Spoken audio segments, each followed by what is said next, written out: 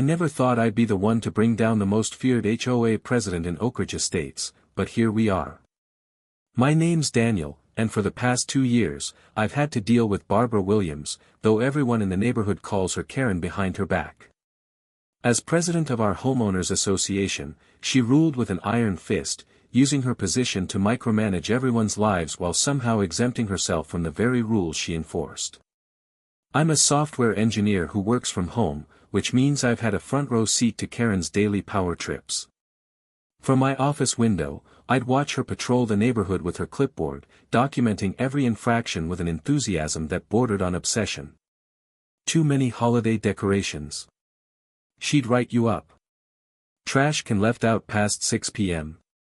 Expect a violation notice. Grass half an inch too tall. That's a fine. Meanwhile, her own yard featured unapproved garden gnomes and a bright pink flamingo that violated the very aesthetic guidelines she wielded against others. Our first clash happened 3 months after I moved in. I had installed a small bird feeder in my backyard, a simple wooden structure that brought me joy during long work hours. 2 days later, I found a notice taped to my door, unauthorized exterior fixture. Remove within 48 hours or face a $150 fine. When I called the HOA office to discuss this, guess who answered? Karen herself, who took great pleasure in explaining that bird feeders were explicitly prohibited due to cleanliness concerns and potential wildlife attraction. But Mrs. Chambers on Pine Street has 3 bird feeders, I pointed out, keeping my voice level despite my growing frustration. Mrs. Chambers has proper authorization, Karen replied with that smug tone that made my blood pressure rise. Perhaps you should have consulted the bylaws before making unauthorized modifications to your property. I removed the bird feeder but made a mental note to review those bylaws myself. As it turned out, bird feeders were allowed with proper approval, which required submitting a form and waiting for the board's monthly meeting. The issue wasn't the feeder, it was that I hadn't kissed the ring. I decided then that I'd play by the rules but document everything. Little did I know how valuable that habit would become. Over the next year, Karen and I had several more run-ins. I received citations for everything from the color of my garden hose, apparently, forest green was acceptable, but emerald green was not, to having a delivery package visible on my porch for more than 4 hours. Each time, I addressed the issue while keeping meticulous records of our interactions. I also started networking with neighbors who shared similar experiences, creating an informal support group of Karen's victims. Then Mr. Grayson moved into the condo next door to mine. At 78, he was a retired high school principal with a kind smile and stories about the good old days that he'd share whenever we crossed paths. He moved slowly with the help of a cane, but his mind was sharp as a tack. I liked him immediately, and we fell into an easy friendship where I'd help him with tech issues, and he'd share his wife's famous cookie recipes. It took exactly 3 weeks for Karen to target Mr. Grayson. His first offense? Planting marigolds instead of the approved petunias in the small garden patch outside his condo. I watched from my porch as Karen marched up to his door, clipboard in hand, her blonde bob swinging with each determined step. "Those flowers aren't approved vegetation," she said with a condescending smile as Mr. Grayson opened his door. "The bylaws clearly state that only approved plants from the landscaping committee's list may be visible from common areas." Mr. Grayson adjusted his glasses and looked genuinely confused. "The real estate agent told me the garden space was for residents to enjoy. I've always grown marigolds, they keep the pests away from other plants." Karen's smile tightened. "Well, your agent was mistaken. You'll need to remove them by tomorrow or face a fine. I can recommend a landscaping service if you're unable to do the work yourself." The way she emphasized "unable" made my jaw clench. She was deliberately highlighting his age and mobility issues. After she left, I went over to check on Mr. Grayson, who looked dejected. "Don't worry," I told him, "I'll help you replant with whatever's on the approved list, and I'll get you a copy of all the HOA bylaws so there are no more surprises." The following weekend, we planted petunias together, and I helped him set up an online account to access all the HOA documents.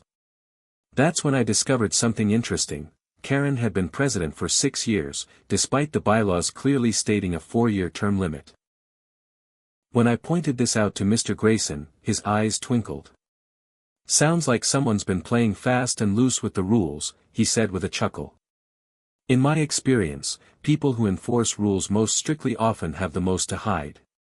He was right, and it gave me an idea. I began researching more thoroughly, discovering that Karen had implemented several emergency bylaws without proper community votes. She'd raised fines, shortened response windows for violations, and even created new rules about holiday decorations, all without following the proper procedures. I started compiling evidence, planning to present it at the next HOA meeting, but Karen was about to cross a line that would change everything. It happened on a Tuesday afternoon while I was on a video call with clients. Through my window, I noticed Karen approaching Mr. Grayson's condo, her face set in that familiar expression of righteous indignation. I couldn't hear what was being said, but her body language was aggressive, finger-pointing, hands on hips, head shaking. Mr. Grayson stood in his doorway, leaning on his cane, looking increasingly distressed. I wrapped up my call as quickly as possible and was about to head over when I saw them moving toward the common stairway that connected our second-floor units to the ground level. Karen was walking ahead, still talking animatedly over her shoulder. Mr. Grayson was following slowly, his free hand gripping the railing. I grabbed my phone and started recording, something telling me this confrontation was escalating beyond the usual. What happened next still makes my stomach turn. Mr. Grayson said something I couldn't hear, and Karen whirled around, her face flushed with anger. She jabbed her finger toward his chest, causing him to take a step back. Then, in a moment of pure, entitled rage, she placed both hands on his shoulders and pushed. It wasn't a violent shove, but for a man of his age with already precarious balance, it was enough. He teetered backward, his cane clattering down the stairs as he fell. I dropped my phone and ran out the door, my heart in my throat. By some miracle, Mr. Grayson had managed to grab the railing during his fall and had only tumbled down 4 steps before catching himself. He sat on the stairs, visibly shaken but conscious. Karen stood frozen at the top of the stairs, her face a mask of shock, not at what she'd done, I realized, but at the fact that she'd been caught. "Are you okay?" I asked Mr. Grayson, carefully helping him into a stable sitting position while checking for obvious injuries. "I think so," he mumbled, his hands trembling. "Just shaken up." I turned to Karen, who had already composed herself and was backing away. "He lost his balance," she said quickly. I tried to catch him. I saw what happened, I cut her off, my voice steady despite the rage building inside me. "I have it on video. You pushed him." The color drained from her face. "I did no such thing. He was being belligerent and wouldn't comply with a violation notice. If anything, this demonstrates why we need stricter safety protocols for residents who can't safely navigate our facilities." The audacity of her response left me speechless. Mr. Grayson, however, found his voice. "I've dealt with bullies my entire career in education," he said, his dignity returning despite his position on the stairs. "But I never expected to be assaulted by one in my retirement." I helped Mr. Grayson back to his condo and called 911, despite Karen's protests that it was unnecessary and would reflect poorly on our community. The responding officers took statements from both Mr. Grayson and me, and I provided the video evidence from my phone. Karen was asked to remain at her residence while they conducted their initial investigation. After reviewing the footage, they informed Karen that she was being charged with assault on a vulnerable adult, a serious offense that could result in jail time. The next day, I visited Mr. Grayson in the hospital, where he was being kept for observation. Fortunately, he had suffered only minor bruising and a sprained wrist from catching himself during the fall. The doctors wanted to ensure he didn't have any delayed symptoms before releasing him. As we talked, he mentioned that he'd received calls from both the detective and the district attorney's office, indicating they were taking the case seriously.